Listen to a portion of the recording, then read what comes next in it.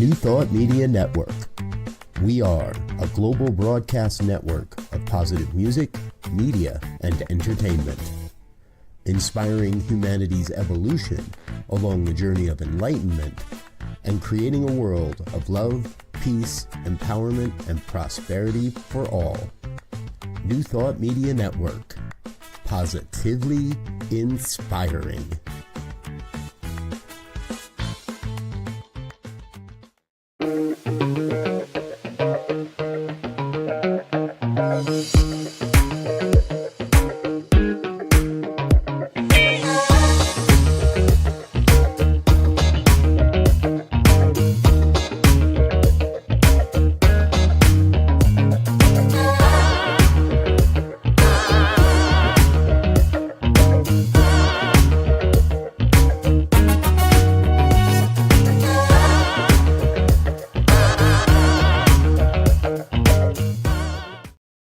And hello again, dear ones. Dr. Robert with you over here. Rev Gaylon here. And this is New Thought Today for June 10th, 2025. My co-host, Reverend Elzia, is traveling today, and I know he is going to be incredibly bummed out when he watches this video and this interview, because I know he wanted to be here and be a part of this today. Reverend Gaylon, it's taken us a little time to get you on the show, but we've got you here now. All right. And, I didn't want to squander the opportunity by saying, sorry, we got to reschedule because Elzia is not here. So grateful you were still able to make it. Reverend Gaylon McDowell from the Christ Universal Temple in Chicago. Dear one, share with our audience a little bit. Let people know what do we need to know about you to get started in this conversation. Well, I've been in the New Thought movement now since the beginning, January 1993, when I first walked into the doors of Christ Universal Temple. I discovered Christ Universal Temple actually as a child because I went to grammar school close to the building where the church used to be, like literally right around the corner. And everybody in my neighborhood knew who Johnny Coleman was, the Reverend Dr. Johnny Coleman, who was one of the legendary figures in the New Thought movement. She was the founder of Christ Universal Temple. To make a long story short, when I was 20 years old, my mom asked to play a cassette tape on my stereo while she was cooking close to Thanksgiving. And the tape was of Les Brown, the motivator, the world famous motivational speaker, who at one point was a New Thought minister at Christ Universal Temple, by the way, and he was preaching something called The Courage to Live Your Dreams. It was the most enlightening thing I ever heard in my life. And then eventually through, hey, Mom, let me borrow that cassette. And then I end up borrowing a tape of Reverend Coleman, and I decided to go in January. As I started in January of 1993, I was at the church for 3 weeks when I had an episode where some Vicks Vapor Rub that I rubbed on my chest activated a dormant asthma that almost killed me. I literally was in the barely made it to the hospital. If I was 10 minutes late, I wouldn't be having this interview with you right now. They kept me in the hospital for 4.5 days, and I had to stay home for 2 weeks after that.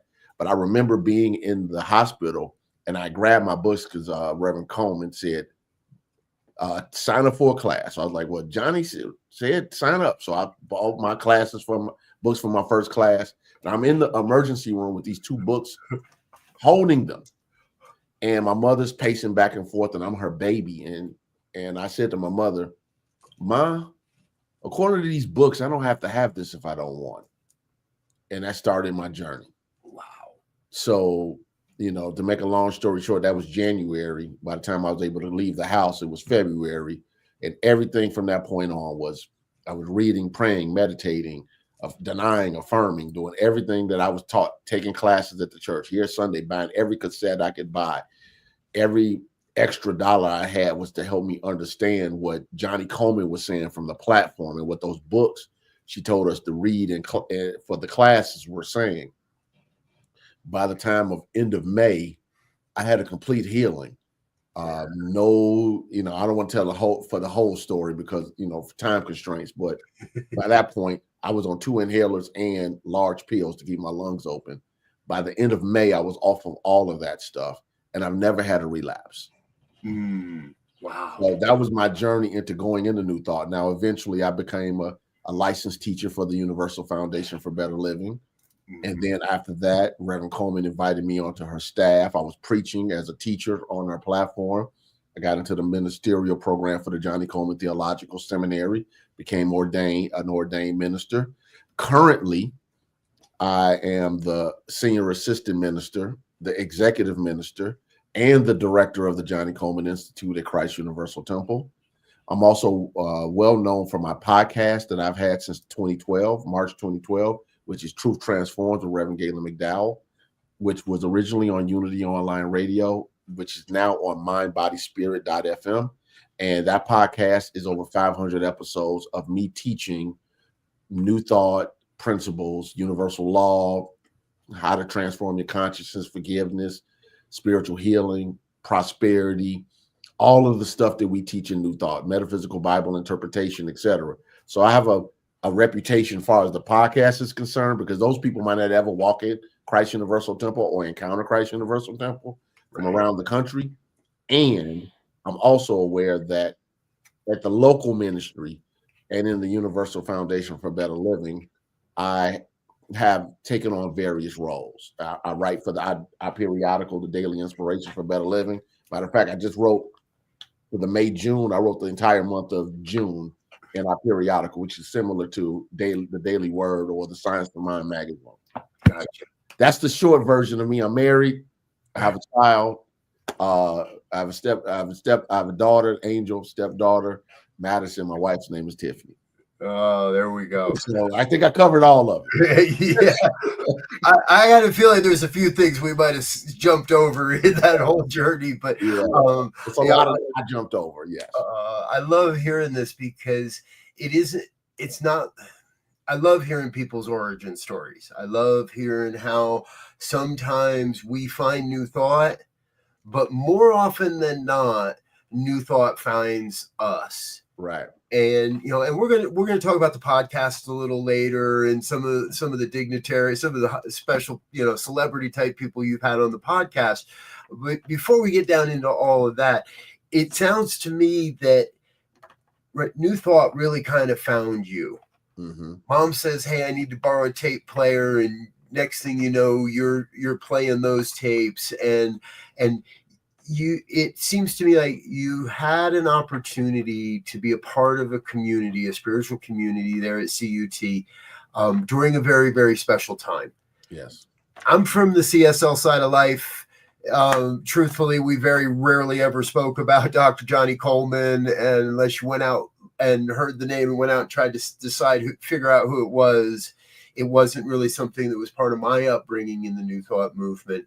So it's always really exciting for me to kind of get that insight of what was it like to share the stage, to learn with, to share that experience of growing and being in spiritual community together with someone that is such an icon as Johnny was.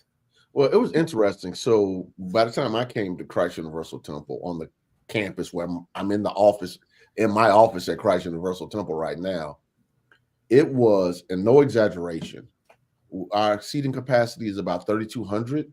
Mm-hmm. And it was people standing on the walls on the main floor, standing on the walls in the balcony every Sunday just to be able to get the message. It was amazing that there was a church this large, 32 acres. I could be wrong, 3 buildings. We ended up building an elementary school that we sold to the Chicago Public School, a banquet facility, but it was almost 1,000 people in class per week. Wow. Now, so for instance, when I came to the church, it was a minister here. He moved on and to the other side of life. He had probably 200 people in class by himself, Reverend Joe Hill. And it was all of these multiple classes, healing, prayer, basic truth principles, etc. And this was happening all at the same time. We would take retreats, men's retreats, where it would be 120 guys spending a night overnight, have a banquet Friday night, spend over the next day, and we're with famous authors being taught, and also obviously being taught by Reverend Coleman the night before. It was so energetic.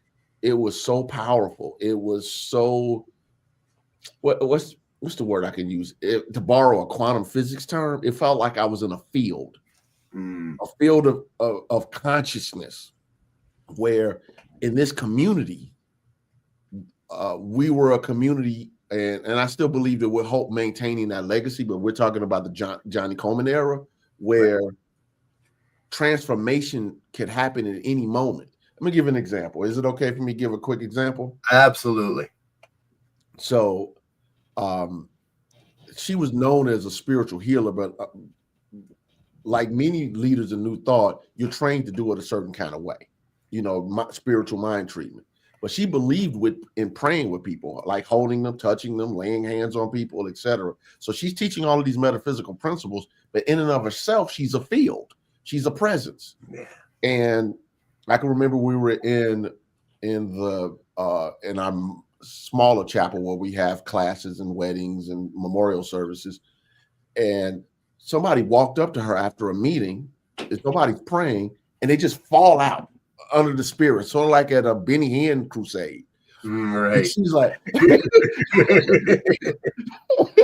so looking at this like, wait a minute, there's no singing, there's no praying, there's no worshiping. This is literally a ministry meeting. But the presence of God was radiating from her so strongly. My favorite story actually is where she talks about a member who had moved out of town, down south. Okay. And the woman was having problems with her feet and she couldn't walk anymore. So she had Johnny's number, Reverend Coleman's number, and she called. And Johnny told her, this is back in the day, put the phone receiver on your feet. I'm going to speak the word to your feet, and you're going to get up. So the woman put the phone receiver on her feet. Reverend Coleman spoke the word. She affirmed the truth. Yeah. And the woman was able to stand up on her feet. And I often think about that statement. I mean, that story, because it reminds me of a few things. One, as a minister, at times we don't really realize how people experience us. Right. We literally represent God to people.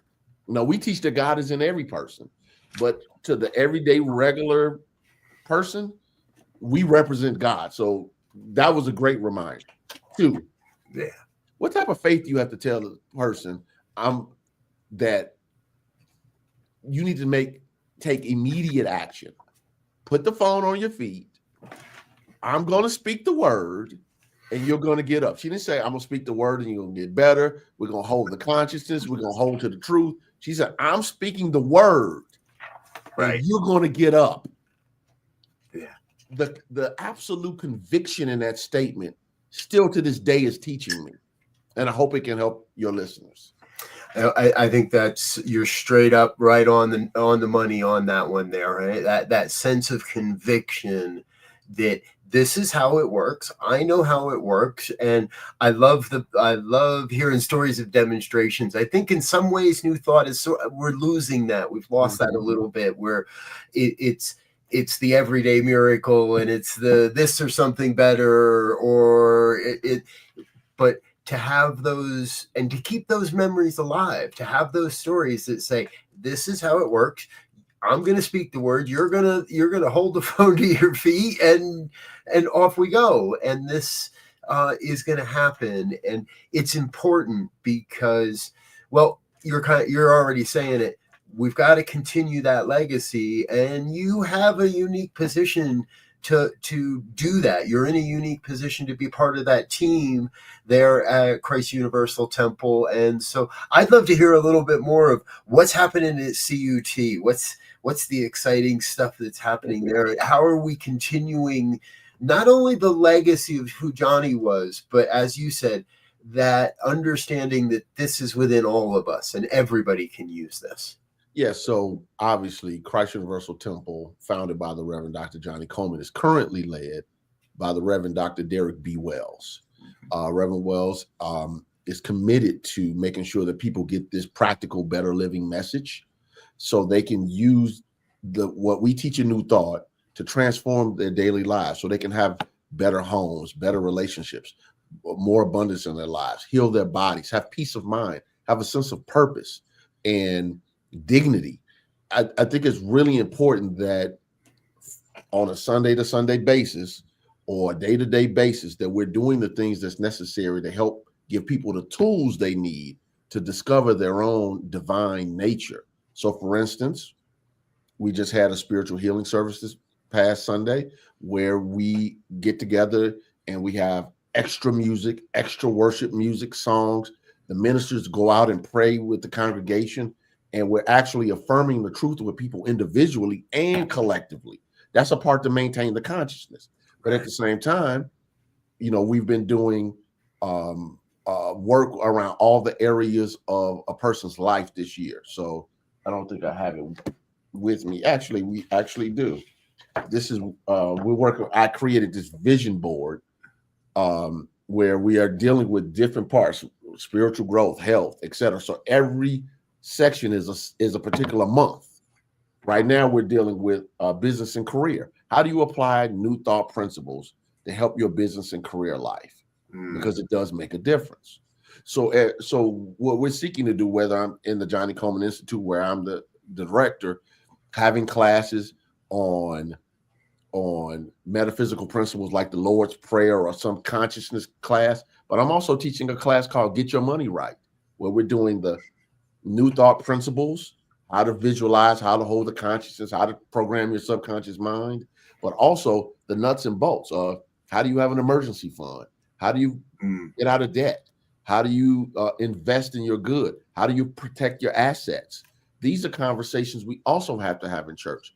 So at Christ Universal Temple, we're committed to making sure that the whole person is empowered to be the best version of themselves. So that's a part of the legacy of Johnny Coleman, because when she left the Unity movement to become independent, she named her movement the Universal Foundation for Better Living. Right. And that was her thing. How can we help these people learn how to live a better life? And she would often say to us ministers here in our ministers' meetings, give the people the metaphysical interpretation, but make sure you give them the practical application. Until you've given them the practical application, you haven't taught them anything. And that sticks in my mind. Yeah, I'll tell you, I actually can hear the Right Reverend Dr. Sheila McKeithen's voice as you share that, because I know I've heard her say those exact same words in that exact same way, with that essence, right? That we have to make this a practical application and a practical theology, philosophy for people.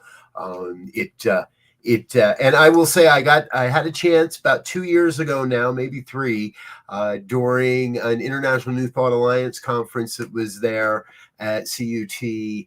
Got a chance to see the building and be in that vibration. And I so agree with you. It is that field that has been created that says what happens here is important work. What happens here is transformative work for the individual, but also for the community as a whole and for the evolution of human consciousness. And I want to learn a little bit more about your podcast as well, because you had said that part of this whole adventure begins with your mother borrowing a tape player to play a Les Brown tape. Yes. And what I know now today is that you actually had an opportunity to interview Les Brown for your podcast here later in your life. So what was that like to go from hearing the man on a tape and going, wow, this is a spark, and to having a chance to really be in an in-depth conversation?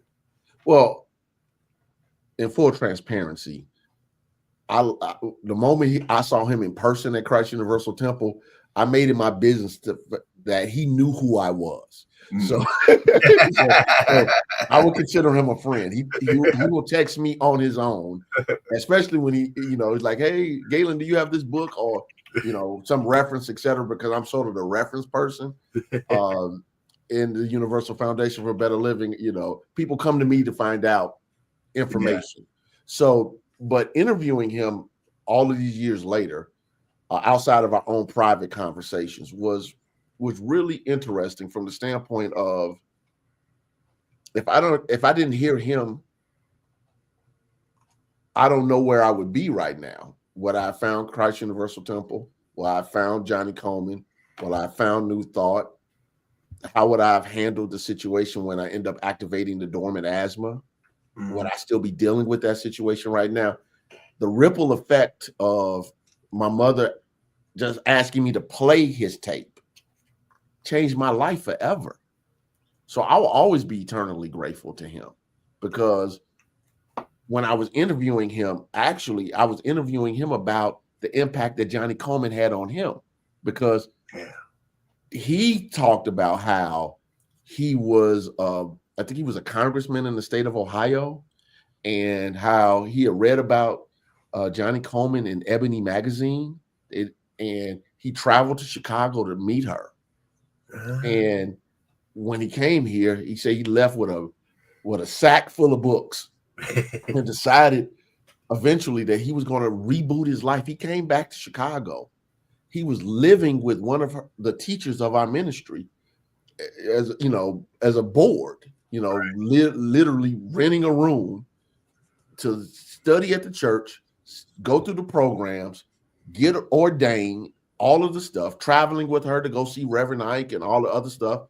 And before he starting something actually in the Miami area, before he decided, I want to take this into the motivational world.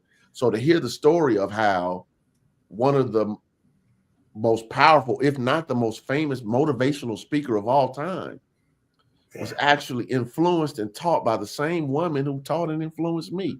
It's humbling. And it also lets me know the power of our message. How far can we take it? So I kept thinking about it, like, okay, Les Brown took this message around the world. Yeah. And it's the same message you learned. It's the same message I learned. Did he take some of the theological terminology out of it? Sure. Yes. Because you have to do that to go on PBS, for instance. Yep. But anybody that heard him we know our stuff when we hear it. I don't remember what it was, but the first time I heard him speak, and it was remotely, it was on, online or on a tape or something. And the first time I heard him, I was like, where's this man getting his new thought from? I don't know where he got it from, but I know he got it somewhere. So, yeah. Oh, that sounds like a great friendship, and sounds like one that continues, that allows for the growth of the organization, the movement, your friendship, obviously. I'm also curious. I think we all have them in this work. One of those episodes that just you walk away from going, well, I wish I had that to do over again, or that didn't quite go as planned. Have there been any interviews that you felt just went so far off the rails or so far away from your intention that you had wanted to try it again or give it another run? No, I don't want to say off the rails. I've had a person or two where I'll pull them back to the subject matter because, they can divert. The one I wish I had an opportunity to do a part 2 of is the Bishop Dr. Barbara King, the minister who is in Atlanta, Hillside International Spiritual Center, I think the name of that church is. Yep. I know my friend Bishop Dr. Jack Bomar runs that church now. But with Dr. Barbara King, I was interviewing her originally about what she learned from Reverend Coleman. She was a part of a panel. And then I interviewed her about herself, about her own lessons and her own experiences with Reverend Coleman and the lessons she wanted to give to people. And I wish I had an opportunity to do a part 2. If I had any interview that I could go back and say, okay, we need to do 3 or 4 parts of this interview, it would be her. It would, because she was sharing so much. And I had the constraints at the time.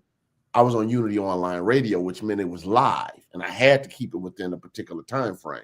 Now I pre-record them. I could have made that interview 3 hours if I wanted to, but she was sharing so much. And then not maybe 3-4 months later, she made her transition. So I was like, okay, she was trying to get this information out so that her faith community would have the wisdom that she earned, well earned, And I think it was important because Dr. Barbara King was originally the executive minister, I guess you would say, for Reverend Coleman in the 1960s. Okay. So, and she says that she wanted to be a minister. She was a young girl, and she was a part of the different fundamentalist Christian churches, and one in particular that was a very famous church in Chicago. And when somebody invited her to Christ Universal Temple, she heard Johnny speak and asked to speak to Johnny. And she said to Johnny, "I've always wanted to be a minister." And Johnny said to her, "Well, what's stopping you, Barbara?" But that's Johnny Coleman. But that's Johnny Coleman, exactly. What's stopping you, Barbara? And that made her, for the first time, realize the only thing that's stopping me from being what I want to be is me. Yeah. I bought into somebody else's script. And Johnny was teaching her, just get off the script. Yeah. You know, it used to be a show on Black Entertainment Television, BET, where she was interviewed by the journalist Tavis Smiley. He had a news show that used to come on in the evening. And Johnny was on with a bishop, a female bishop from, I believe she was Episcopalian. Okay. And they were discussing what is it like to be female theological leaders, ministers. And the woman was talking about all the hoops she had to jump through to deal with the patriarchy of the church. So when they got to Johnny Coleman just said, "I didn't deal with that. I just started my own thing." Because that's how she thought. Right. And to me, that was so liberating. Right. You know, so the other person, there was one other interview I wish I would have done longer, was my beloved Reverend Blaine Mays. He was sharing so much wisdom, and obviously he's moved on to the other side of life as well. But I don't know if you knew, he was the head of the International New Thought Alliance, and just a wonderful soul. And I've also interviewed the current president of the Universal Foundation for Better Living, the Reverend Dr. Sheila McKeithen, who you mentioned earlier. Yeah, beautiful. Oh, thank you. Yeah, folks, New Thought, and I so love that we've been able to have you on this show so far. And we got a lot more to go, folks. We need to take a break here in a moment. But before we do, I just want to say that New Thought has such a rich history of people. And it's very easy in this movement to get a little insulated into our own branch of New Thought, religious science, divine science, unity movement, and the outshoots from that, whether it's Agape or Hillside or Universal Foundation for Better Living, AGNT, INTA, ANTN, NTM. We got all these organizations out there, right?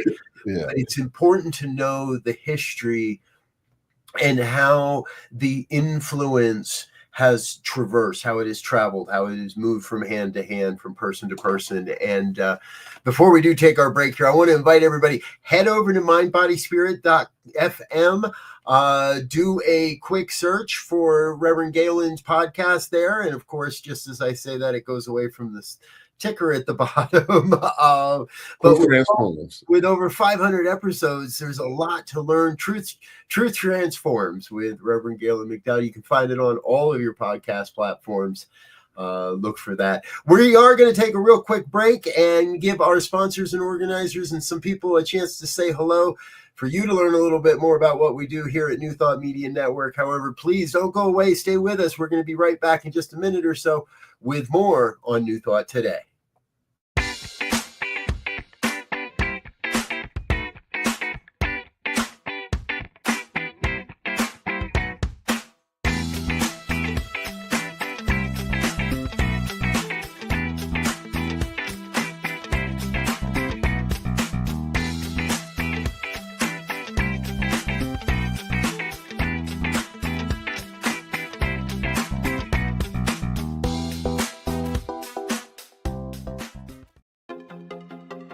Welcome to the Convention of the Americas 2025, Rising Together.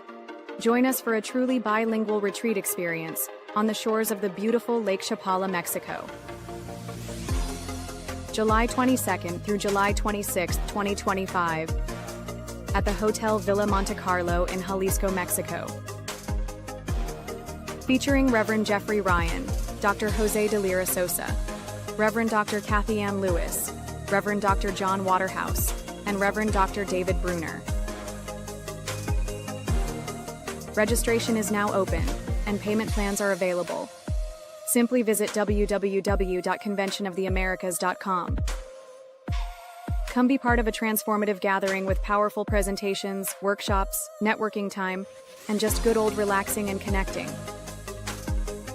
Plus, you can learn more about the science of mind and how to live this powerful philosophy in your life.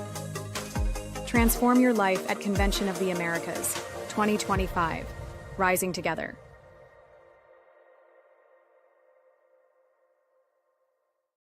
And we're back with more of New Thought today here on the New Thought Media Network. If you've wondered what you stumbled into, my name is Reverend Dr. Robert Brzezinski. My normal co-host, Reverend Elzia Sekou, is traveling today, and so we have an opportunity to speak with the Right Reverend Gaylon McDowell from the Christ Universal Temple. We've been having a great conversation about some of the history of New Thought, and that leads, and your podcast, and I said in the green room beforehand, folks, I feel a little embarrassed. The tech guy, the media guy, didn't know about your podcast, and now I've got a lot to catch up on. So I'm looking forward to doing that. And the question I have for you is, who's on your wish list for the podcast? Which interviews or which folk are still out there that you've maybe have been for a while, or just recently inspired to say, I really want to sit down and have a conversation and get into it, as it were, with this person? That's a great question, because I've been reading a lot of different people lately. I didn't have a wish list, but now that I'm thinking about it, Dr. Tony Nader, he wrote a book called I think it's Consciousness is All There Is. I think that's the name of the book. Okay. He would be a wonderful interview. As I think about some other people, I really need to think about that. Lisa Nichols, who is a friend, powerful motivational speaker, Ayanna Van Zant, people like that. You know, my thing about it is I only really want to interview people that are doing powerful work in the world. My podcast is not like buddies get together and have discussions about subjects. Are you an expert in what you do? Are you in the field? Are you doing the work? Right. So those would be some of the people that right now, if I just off the top of my head to think about it, maybe a Joe Dispenza, because I'm in a stage now where I'm looking at what are people doing that, we talked about in the green room, that are delivering results that are measurable. So if people are doing measurable work, I would love to interview them. I also have Bible scholars that I follow. I've interviewed Dr. Rocco Errico on the Aramaic Bible scholar, probably about 4 or 5 times. Anytime I get a chance to talk to him, it's a good day. Dr. Will Coleman, who's another Bible scholar who's very popular in New Thought circles, but probably out of the Bible scholars currently, I will want to speak to, can't remember his name now. Besides Bart Ehrman, it's another one. Dan McClellan is one, but it's one that deals with the mysticism of the Bible specifically. And I can't remember his name right now, and I don't want to go on my phone and look him up. But but he talks about the mysticism of, the visions and dreams and other things. He puts people in context of people like the Apostle Paul, where people think, oh my God, he's so fundamentalist and so much stuff is wrapped around him. He reinterprets him as a mystic. His name is James Tabor. That's his name. That's the name of the scholar, James Tabor. And he does a lot of work around the mysticism of Scripture. He does great work. So my secondary theological interest is historical Jesus work. I love that work. And mainstream critical historical biblical scholarship. Okay, right on. And my other love is martial arts. I'm a kung fu practitioner. Ah, okay. I didn't know that either. Yeah, one of my dear friends, Raymond Anderson, Reverend Raymond's with us today, and Oh, that's my buddy. I've interviewed him on my show too. there I we get go. the best people, man. As soon as you see martial arts, it's like, where's Raymond? So this is great. I love it. I almost about ready to pull my broadsword out and show. But I don't want to walk away from my seat now that I know that Raymond is on. Reverend Raymond. Let me be clear. I actually have my Chinese broadsword. Actually, because I'm going to see my seafood later. I'm in my office right now in my closet. There we go. Nice. And in your sharing there, it kind of led me to another question because, and I hadn't thought about it this way. So, some of New Thought feels we should leave behind the Christianity and the Bible and not put as much focus on that side of our lineage. And there are other communities within New Thought that feel it is still very, very and not only necessary, but necessary to keep that part of, and not to say if there's a right or a wrong, or I'm a firm believer in the both and, but what it led me to is if you're reading Bible scholars now, the question that jumps up is, did you watch the sneak peek of Chosen this past weekend, or are you waiting till the 15th to see the next episode? I haven't seen any episodes of The Chosen, to be honest with you. I'm more of a reader. Okay. So, I do know when people make movies and TV shows, they sometimes take a lot of liberty. Yes. I'm a double back and see it, watch it, but I haven't started on it yet. But far as the group of New Thoughters on whether we should leverage Bible, Christianity, and things of that nature, I'm firmly on the Bible-based side, with the understanding that that's not everybody's experience, nor that there's a need to be. However, I do acknowledge that historically, all of what we now call New Thought was originally Christian metaphysics. From a standpoint of, you go back and you read, what Phineas P. Quimby was seeking to do, what, people as early as the Charles and Myrtle Fillmore, the Melinda Kramers, the Fannie James, the Ernest Holmes, the Emma Curtis Hopkins, even the Joel Goldsmiths, the Joseph Murphys, the Neville Goddards that came later, then the wave after them, the Raymond Charles Barkers, the Johnny Colemans, the Joseph Murphys, the Eric Butterworths. I'm more in that lane, but I can play in any lane. I can teach New Thought without ever referencing a scripture. Right. And I think that the metaphysical approach to the Bible is valid. I think it's empowering, and it gives us the ability to take to quote the scholar Marcus Borg, take the Bible seriously, but not necessarily literally, because it gives us the practical application of how can we apply these characters to our own consciousness, and how can we understand these principles to better our lives. So I think that to a certain extent, and this is my opinion, I'm not speaking for New Thought, this is my opinion, I think that when we allow fundamentalism to hijack the Bible, and then that becomes the only way people look at it, I think that we do the religious world a disservice. When we come back to the table and say, no, we have a legitimate way of viewing the Bible metaphysically that empowers the individual, that gives us a greater worldview, and can work towards what religious scientists would say, creating a world that works for everybody, I think it does something different.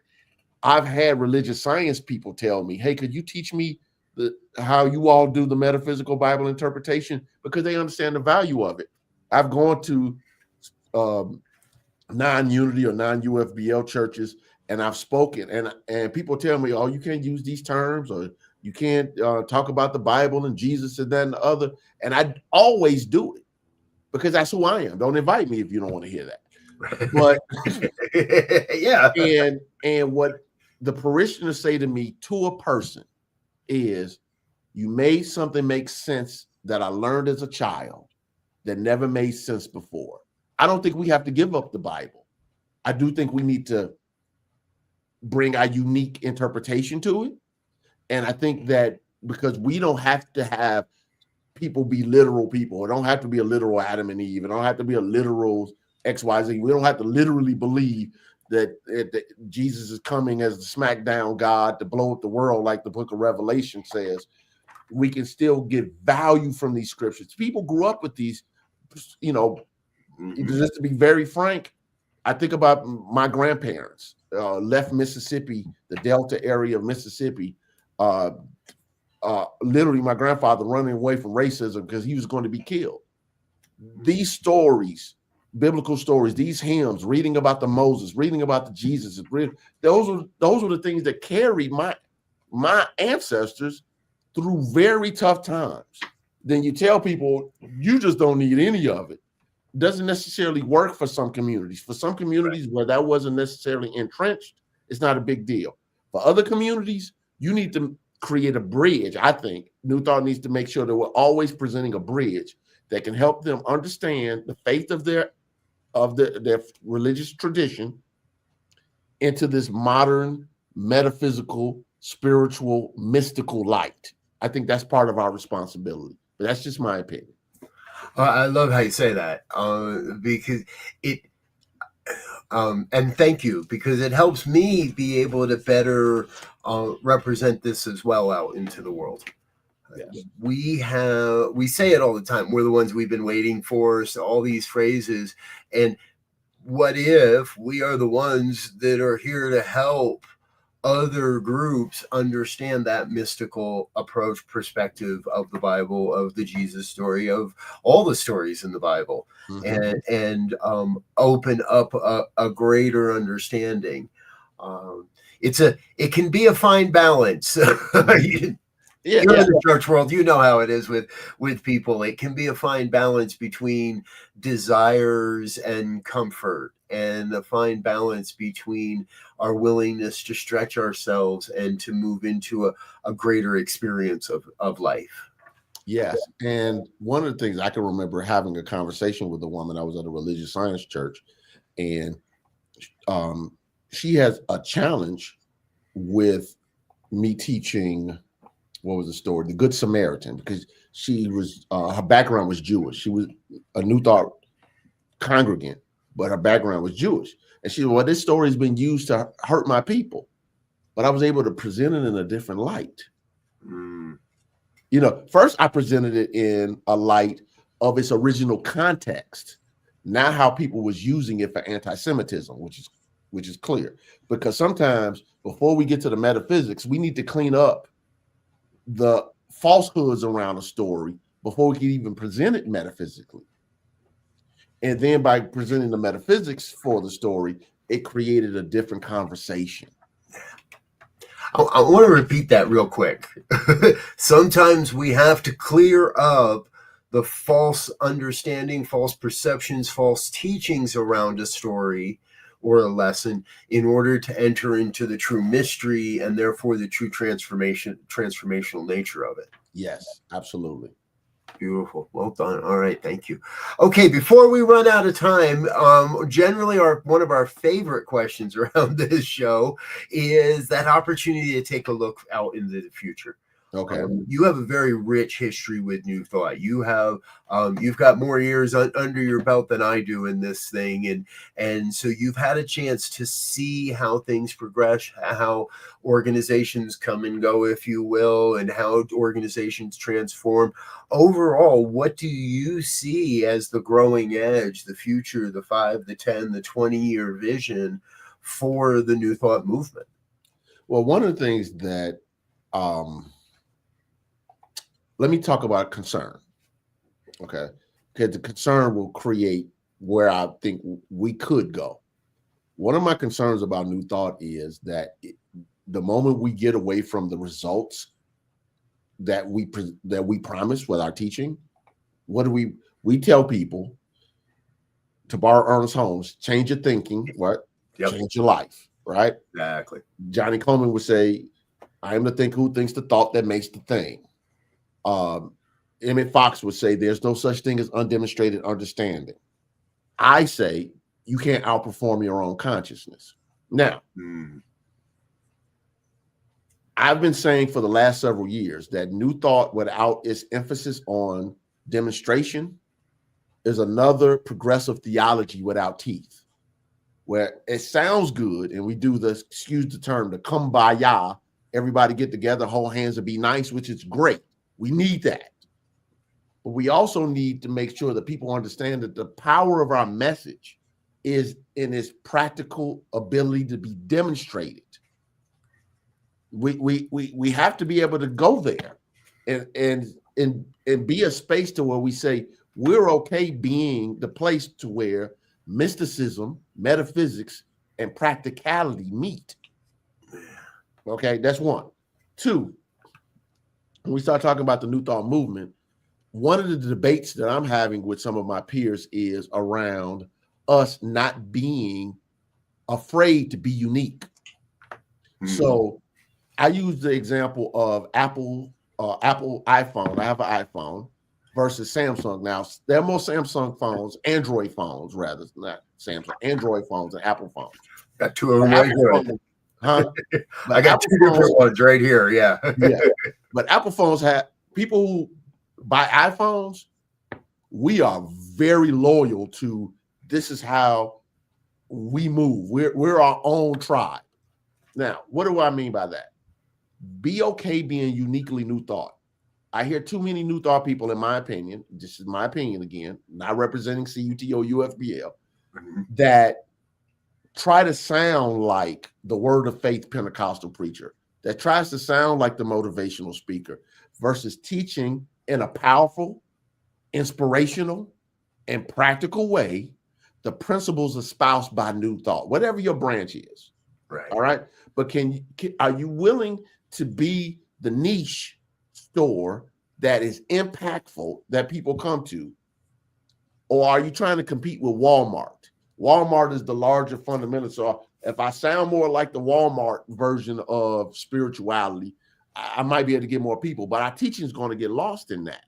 Right. Like the teachings that heal bodies, minds and bodies, that transforms people's financial lives, that bring peace and calm and harmony to people. Most importantly, and this is one of the things that sometimes I think we forget in New Thought, again, my opinion, is that the message, whether it was Ernest Holmes and all these other people that I mentioned earlier, was to teach people how to better demonstrate the Christ. Now, people might not like the term the Christ, not Jesus's last name, God's idea of itself. So the goal of the message is, how do you demonstrate more of your true spiritual wholeness? So what does that look like? Stop trying to be Walmart. Stop trying to compete with Walmart and be the best version of yourself. Because I believe that this message that of practical demonstration of spirituality is what the next phase of religion can look like if we're not afraid to be ourselves completely, versus trying to compete with the Pentecostal, the Baptist, or whatever, or the other versions of other religions where we're trying to sound more Buddhist or Hindu or whatever. Like, it's okay to be us in our visual. Now, that doesn't mean that it's always going to sound exactly like religious science. You all have your own unique way you sound. Right. UFBL, we have a unique way we sound, and so on and so on. But be in integrity with who you are. And how can you know if your stuff works if you never put your stuff to the test without adding everybody else's stuff to it? Like, if a person just, I had a relative of mine who I would send material to who was incarcerated, and he got his hand on the Science of Mind book, the book Science of Mind, and he told me the Science of Mind got me out of jail. Like, he dead to rights. Now, I'm not justifying behavior, don't get me wrong. Right. But he said, but how's that different than what Michael Beckwith said? He said the exact same thing. He was living a different type of life and discovered the Science of Mind book, and through the application of spiritual law and his consciousness transforming, the person that deserved to be in jail no longer existed. Right.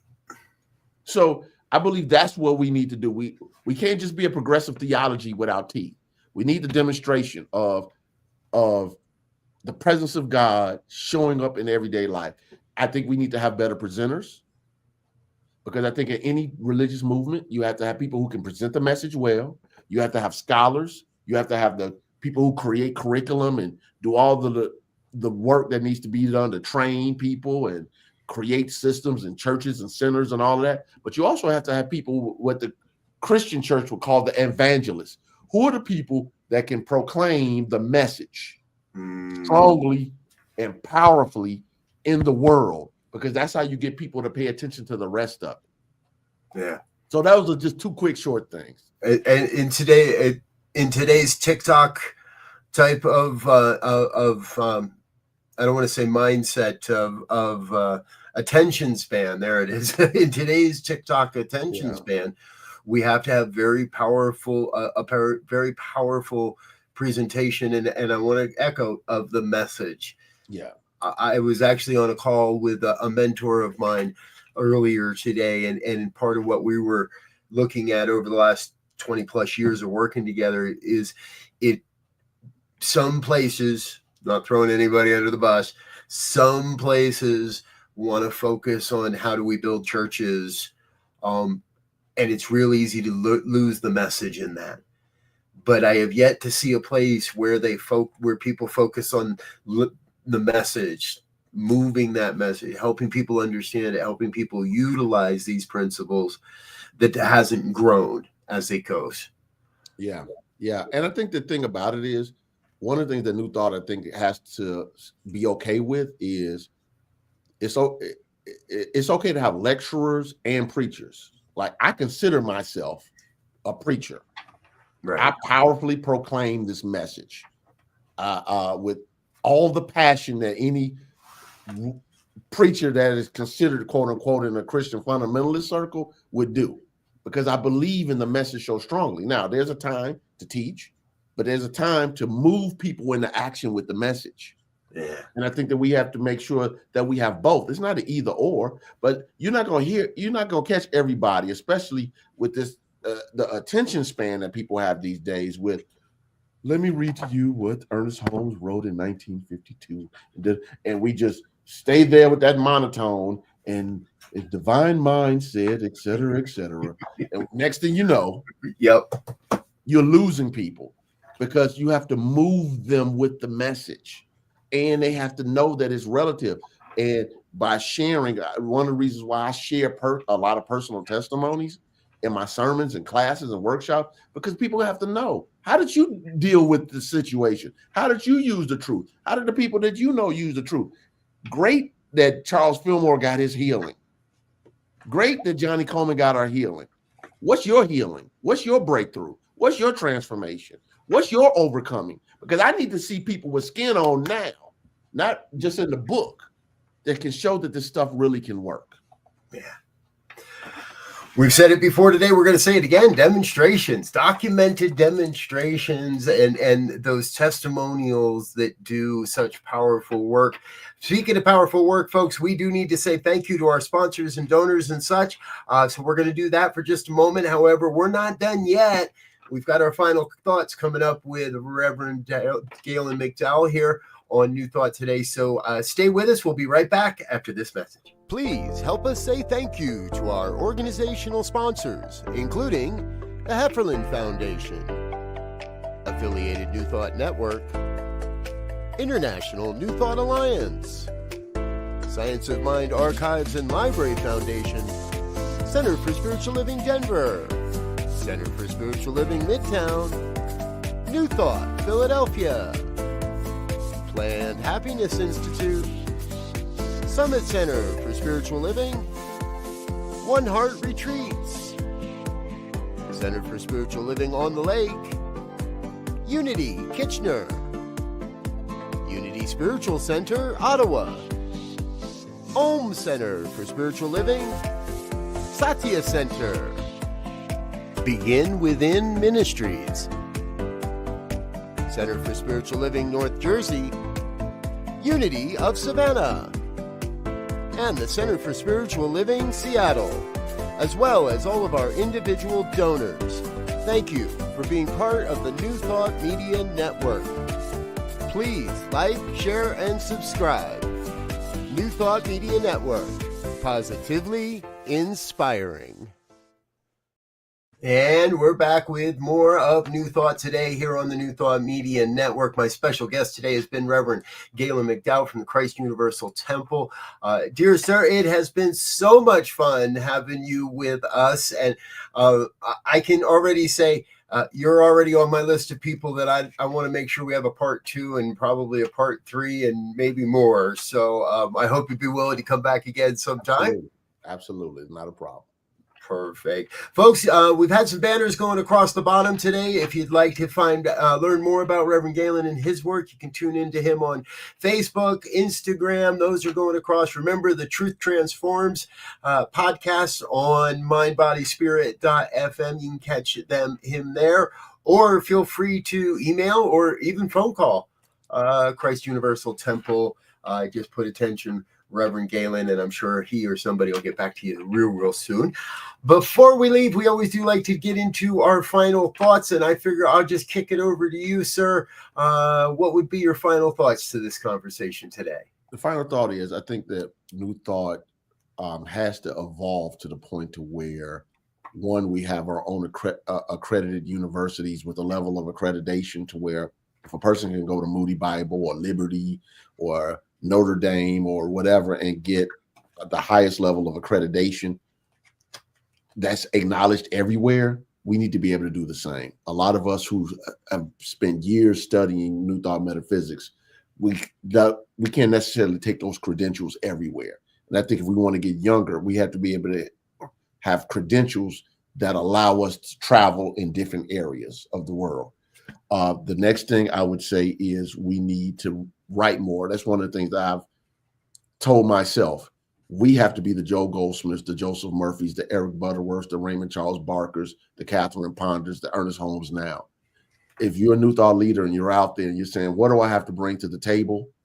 I'm telling you, you got to write this material down. Just do the podcast, do the videos, preach the sermons, but that book can meet you somewhere like The Relative, who bumped into the Science of Mind magazine. I didn't even send that book. Right. All right. Yep. It can meet you in places that no one else can meet you. The last thing that I want to say is, for me at least, and for those who want to take on this challenge, I believe that the things I do now at this stage of my life have to be seminal work. And what I mean by that is work that people refer to in the field. What is the seminal work that's being created now? Not what Charles and Myrtle Fillmore did, not what Ernest Holmes did, et cetera, et cetera. But who's going to be, again, the Joseph Murphys and the Eric Butterworths and the Louise Hayes and et cetera that are writing the material that will move our theology forward, because we're relying on material and their understanding, which was great, by the way. But what do we bring to the table? We have the baton. Yeah. Now, what are we doing with it? Because when it's all said and done, I want to be able to say, when I put this body down, I did my best to forward a message that I believe teaches people that there's something radically right about them. A lot of religions teach people that there's something wrong with them and that they have the only remedy. Yeah. We teach that there's something radically right about you, and we're going to teach you how to uncover it, discover it, and express it. It's two totally different messages. Reverend, I'm supposed to follow that now. You have effectively said it, my friend. Thank you so much. I agree with everything you've just shared there, and I know others are as well. We've got Brother Raymond shouting in as well. So again, thank you, sir, for being here. Thank you, everyone that's watching. Feel free to like, share, and subscribe. Let your friends and family know what we're doing here on the New Thought Media Network. This program's available in our archives, and we have a playlist on our YouTube channel for this program and all our programming.